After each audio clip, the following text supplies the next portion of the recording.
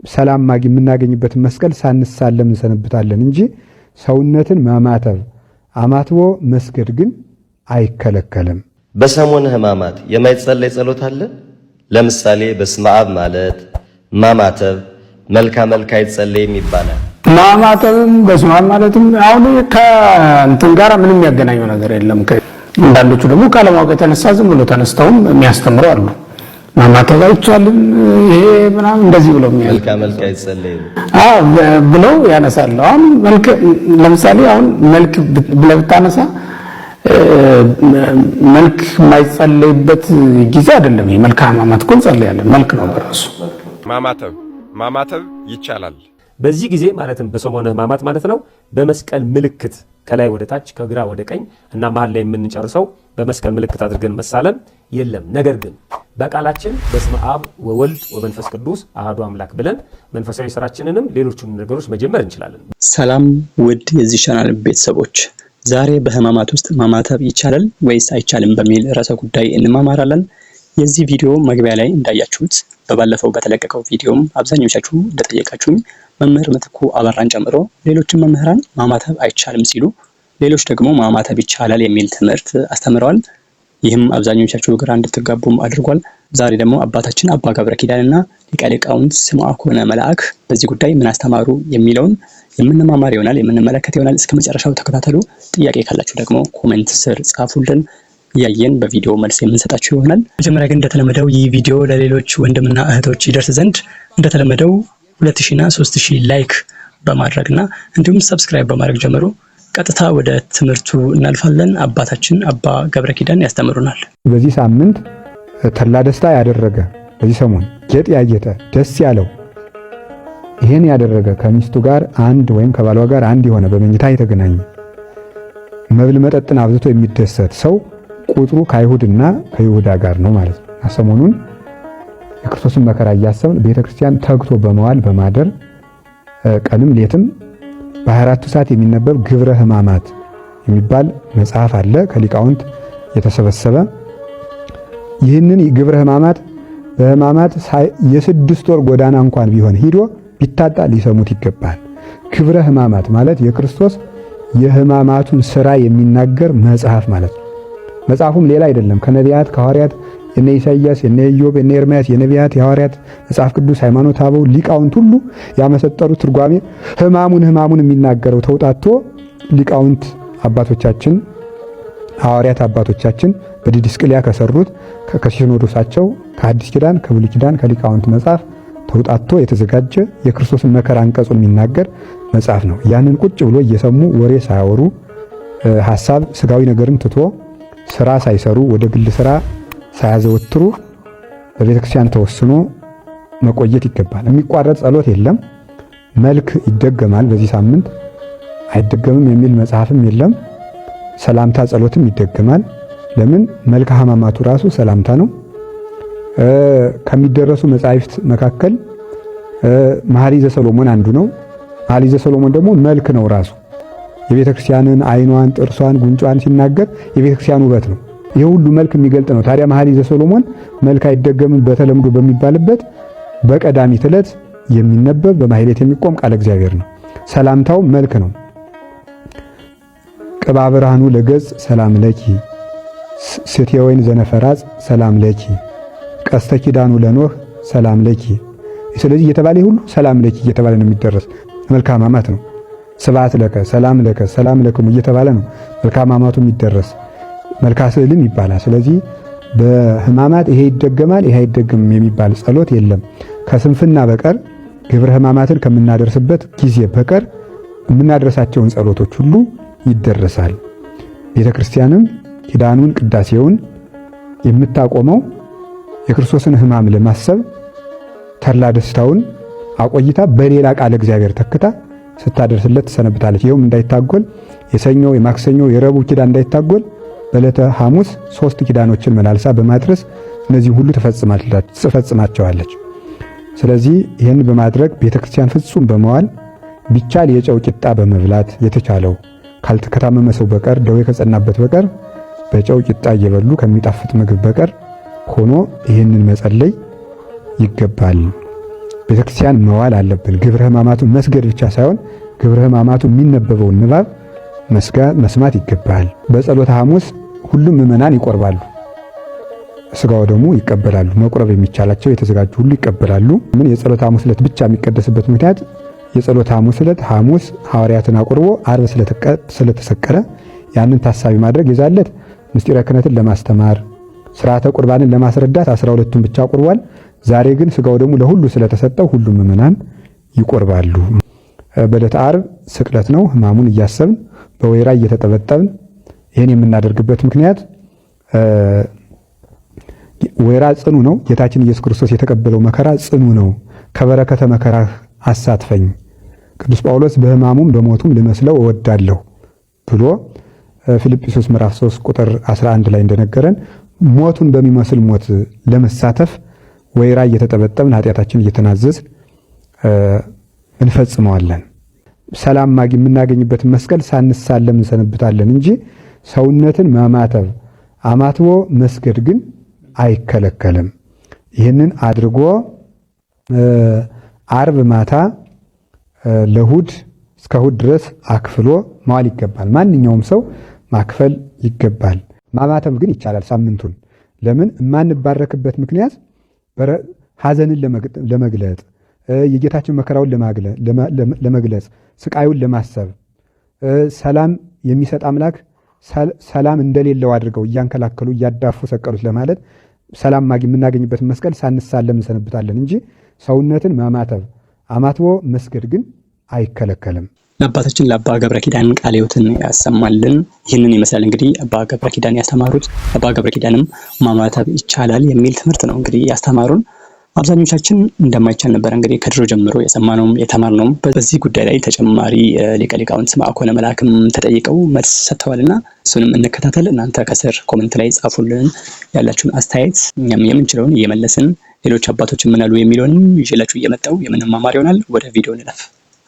ማማተብ በዚህ ሳምንት አልተከለከለም፣ ማማተብ እንችላለን። ይህ ማለት በዚህ ሳምንት በነገራችን ላይ በመስቀል አምሳል መባረክ በብሉይ ኪዳንም ነበረ።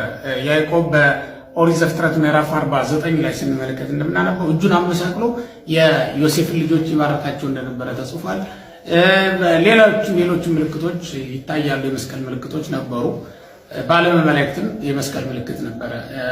የተከለከለው በዚህ ሳምንት ስርየተ ኃጢአት ነው፣ ከካህኑ መባረክ ነው። ያም ስርየተ ኃጢአት የሚያሰጥ ስለሆነ ነው እንጂ ማማተብ ኃጢአት ስለሆነ አይደለም። የማይከለከል መሆኑን ልብ ማለት ይገባል። እንዳትከራከሩ ነው ይህንን ምለው አስቀድሜ የምናገረው ማለት ነው። ከዚያ ውጭ ጸሎት ነው።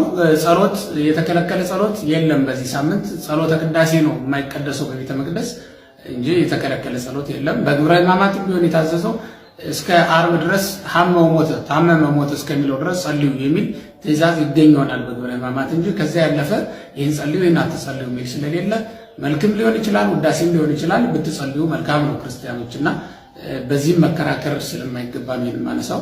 መጨረሻ ላይ የማነሳው ሰላምታ ነው። ሰላም መባባል ይቻላል፣ የይሁዳ ሰላምታ ይሆንብናል ብለው የሚያስቡ ሰዎች አሉ። የይሁዳ ሰላምታን እና የሰውን ሰላምታ ምንጊዜም ቤተክርስቲያን ስታወግዛችሁ ትኖራለች።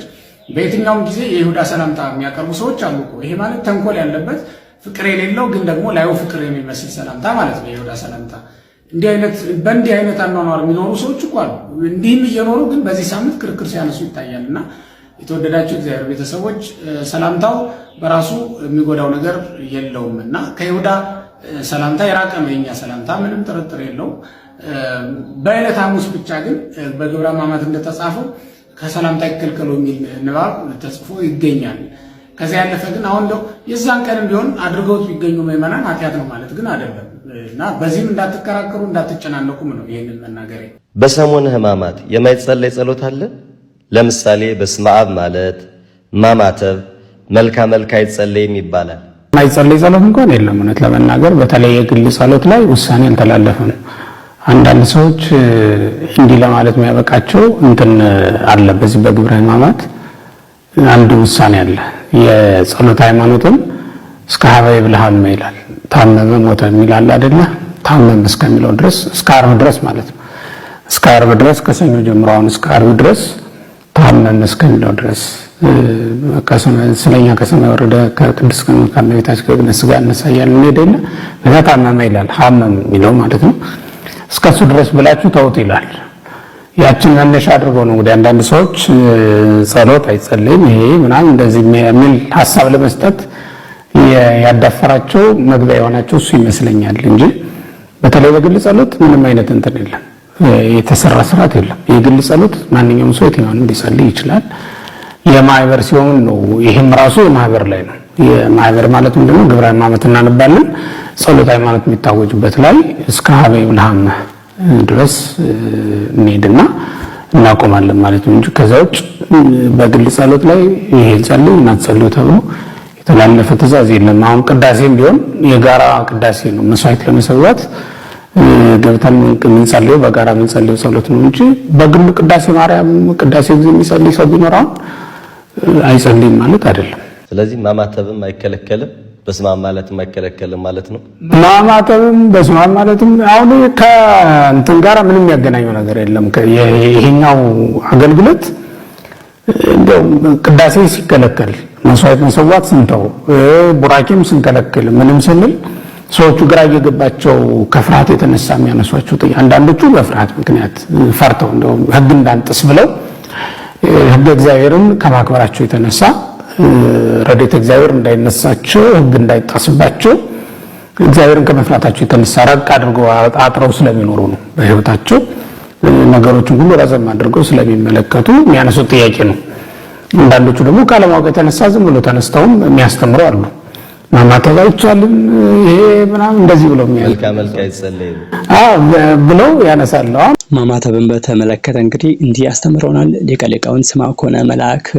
ማማተብ እንደሚቻል ነው ያስተማሩን። መልካም መድገምም በተመለከተ እንግዲህ ሌሎችም ጠይቃቸዋልና ሌሎች አይቻልም የሚሉ ስላሉ እሱንም በተመለከተም አሁንም ተጨማሪ ሊቀ ሊቃውንት ስምዐኮነ መልአክ መልክ ለምሳሌ አሁን መልክ ብለህ ብታነሳ መልክ የማይጸለይበት ጊዜ አይደለም። የመልክአ ሕማማት እኮ እንጸልያለን። መልክ ነው በራሱ መልክአ ሕማማት መልክ ነው። ሌሎች መልክአ መልኮች የሉም። በዚህ ሰዓት አንጸልይም። ለምሳሌ ውዳሴ ማርያም እንጸልያለን። አሁን ቤተክርስቲያን ዳዊት እንደግማለን በማህበር መልክአ ኢየሱስ ግን አናደርግም። ለምን? በዚህ ሰዓት ምንድነው ፊቱን የተጸፋበት ጊዜ ነው ብለን ስለምናምን መልኮችን ለገጽከ ለመልከከ ያናደም መልክ እንትን ምንለው ምናቀርበው እንደዚህ አይነት መልክ አናቀርብም ማለት ነው። ይሄም የማህበሩ ነው። እዛው ላይ ማህሌት ላይ ለሚቀርበው ለማህበሩ የተሰራ ስርዓት ነው ማለት ነው። ማማተብም ቢሆን የተከለከለው ቡራኬ ራስን መባረክ ነው ብለው ስለሚያስቡ ነው ሰዎች። እንጀራ ሳንባረክ እንኳን አንበላም ሕማማት ስለሆነ ባርከን ነው የምንበላው። ሙሴ እኮ ለህዝቡ መናም ሲወርድላቸው ውሃም ሲፈልቅላቸው ባርኮ ነው የሚሰጣቸው። ጸሎተ ሙሴን ደግሞ ማለት ነው። ባርኮ መብላት ባርኮ መጠጣት ከጥንትም ጀምሮ ያለ ነው። ራስንም መባረክ ልክ እንደዛው ይኖራል። ወባረኮሙ እስራኤል እንዲህ ማን ነው ያዕቆብ ሁለቱን የዮሴፍ ልጆች ዋስታለፈ ዲሁ አይደል ምንለው እጁን አመሳቅሎ ባረካቸው ይላል። ኤፍሬምንና ምናሴን ማለት ነው። በመስቀል ቅርጽ አድርጎ ነው የባረካቸው። ሙሴም በመስቀል አምሳል እጁ ተዘርግቶ ታይቷል። እና የመስቀል ምልክት እኮ ያንን ነበረ። ክርስቶስ የተሰቀለበት መስቀል ነው፣ አማናዊ መስቀል ነው ያልነበረው እንጂ የመስቀል ምልክት ድሮም ነበረ። ሙሴ እጁን በዘረጋ ጊዜ እስራኤልን እየባረካቸው እኮ ነውና የተባረከ ሕዝብ ደግሞ ያሸንፋል። እኛ አጋንንት እንዲሰለጥኑብን ምክንያቱ ምንድነው? አሁን የመስቀል ምልክት ማንይዝበት ምንድነው ምክንያታችን? እንደዛ አንከለከልም። ቃለ ሕይወት ያሰማልን ለመምህራችን። ዛሬ እንግዲህ የተነሳው ርዕሰ ጉዳይ ማማተብ በመሆኑ ማማተብን አስመልክቶ ደግሞ የተማማርን እንቀጥላለን።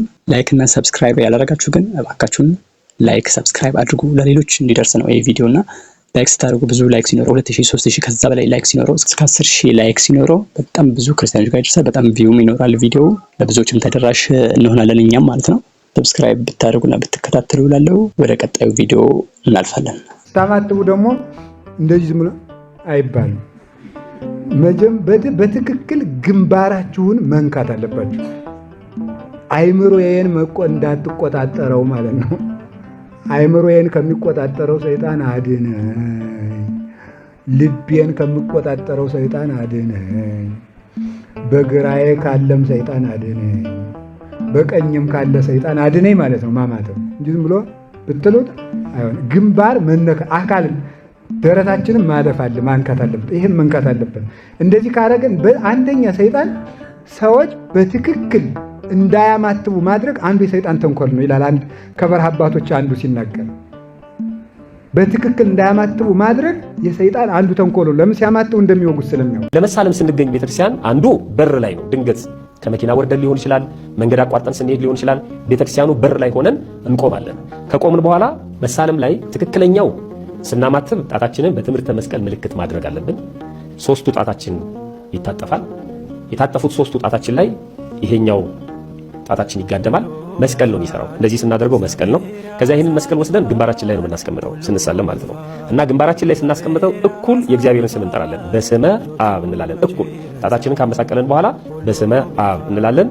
ወወልድ ስንል ወደ ደረታችን እናወርደዋለን። በስመ አብ ወወልድ። ከዛ ቀጥሎ ወመንፈስ ቅዱስ አሃዱ አምላክ አሜን እንላለን። ወመንፈስ ቅዱስ ስንል ወደ ግራ እጃችን እንወስደዋለን።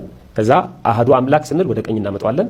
አሜን ስንል ደረታችን ላይ እንጨርሰዋለን። ይሄ ማለት እግዚአብሔርን ከሰማየ ሰማያት የወረድክ ከላይ ከሰማይ ማለት ነው የወረድክ ከመቤታችን ከቅድስት ድንግል ማርያም ከስጋዋ ስጋ ከነፍሷ ነፍስ ነስተ ሰው የሆንክ ስለኛ መከራን የተቀበልክ የተሰቀልክ የሞትክ ከዛ የተነሳ ነፍሳትን ከሲኦል ወደ ገነት ከግራ ቁመት ወደ ቀኝ የመለስክ አምላካችን ሆይ ብለን ነው የምናመሰግነው ማለት ነው። ስለዚህ ምስጢሩ በጣም ከባድ ነው። ስለዚህ ስናማትብ በስመ አብ ወወልድ ወመንፈስ ቅዱስ አሃዱ አምላክ አሜን እንላለን ማለት ነው።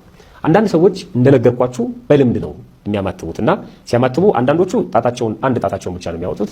ከዛ እንዲህ ይላሉ፣ እንደዚህ ይላሉ ማለት ነው። ስለዚህ ይሄ መስቀል አይደለም እና እያሉትም አይደለም በትክክል። አንዳንዶቹ ደግሞ በብዛት ወጣቶችን ነው ማየው ጣታቸውን እንደዚህ ያደርጋሉ፣ ሁለት ጣታቸውን ከዛ እንዲህ ያደርጉና ደረታቸው ላይ ብለው ይስማሉ። ይሄ በነገራችን ላይ ክህደት ነው። ለዛሬ ያዘጋጀሁላችሁ ቪዲዮዎች እነዚህን ይመስሉ ነበረ። አብዛኞቻችሁ በጠየቃችሁት መሰረት ማማተብ ይቻላል ወይስ አይቻልም ባላችሁት መሰረት አባ ገብረ ኪዳንና ሊቀ ሊቃውንት ስምዐኮነ መላክን ዛሬ ተመልክተናል። እንዲሁም እንግዲህ በቀጣይ ደግሞ ሌሎች ምን አሉ የሚለውን ደግሞ የምንመለከት ይሆናል። እንዲሁም በቀጣይ ደግሞ እናንተ በዚህ ጉዳይ ላይ ብላችሁ በምትጠይቁት ጥያቄ መሰረት ቪዲዮ እንሰራላችሁ ይሆናል። ስለዚህ ኮሜንት ላይ ሀሳባችሁን በነፃነት አስቀምጡ። እንዲሁም እንግዲህ ይህንን ቻናል ለማሳደግ ተደራሽ ለማድረግ ሰብስክራይብ ቁጥሩን ወደ 100,000 ለማሳደግ እናንተም እንግዲህ የበኩላችሁን ትወጡ ዘንድ ቻናሉን ሰብስክራይብ ታደርጉ ዘንድ ለሌሎችም ታጋሩ ዘንድ በየፌስቡኩ በሌሎችም ሚዲያዎች እያጋራችሁ ሊንኩን ሼር እያደረጋችሁት ሌሎችም እንዲመለከቱት አድርጉ። ናታን ሚዲያን እንግዲህ በሱፐር ቴንክስ በሱፐር ቻት ውጭ ሀገር ያላችሁ መደገፍ ትችላላችሁ። ከላይክ አጠገብ ያለችውን ቴንክስ የምትለውን ስትነኩ ቁጥሮችን ያመጣላችኋል። በዚህ መልክ እሱን እየነካችሁ ድጋፍ ማድረግ ትችላላችሁ። እንዲሁም ጆይን የምትለውን ብትጫኑ በቋሚነት የዚህ ቻናል አባል ሆናችሁ የምትቀጥሉ ይሆናል። ቪዲዮ ላይክ ካላደረጋችሁ ላይክ አድርጉ። እንዲሁም በዚህ ቻናል በቀጣይ የሚለቀቁ ግሩም የሆኑ ለጥያቄዎቻችሁ መልስ የሚሰጡ ትምህርቶች እንዳያመልጧችሁ ሰብስክራይብ አድርጉ። እንዲሁም ይህን ቪዲዮ ሌሎች እንዲጠቀሙበት ሼር አድርጉላችሁ። ሰሞነ ሕማማትን በተመለከተ እንግዲህ ሌሎች ቪዲዮዎችንም አሁንም በቀጣይ የምለቅላችሁ ይሆናል። ናታን ሚዲያን በሱፐር ታንክስ ሲደግፉ። በቀጣይ ቪዲዮ እስክንገናኝ መልካም ጊዜን ተመኘው። አሁን ሰሞነ ሕማማት